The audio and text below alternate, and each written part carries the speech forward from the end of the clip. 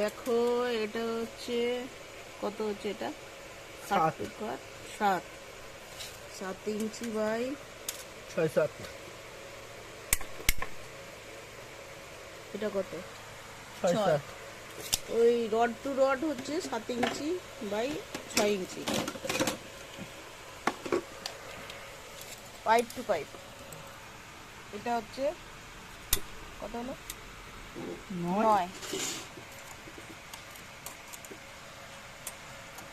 9-7 pipe to pipe 9-7 চলো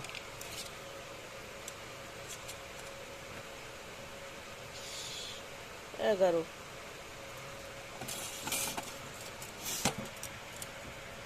9-11 9-11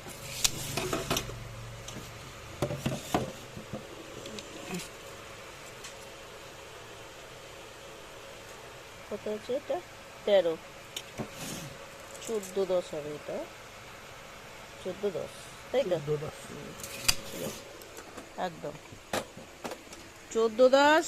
তারপর হচ্ছে এটা 9-11, এটা হচ্ছে 8-6 ভেতরের মাপ, বা এটা বাইরে বাইরে মাপ হলে তোমার 9-7 হবে। আর এটা হচ্ছে বাইরে বাইরের মাপ হচ্ছে 7-6, আর ভেতরের মাপ হচ্ছে 7-5।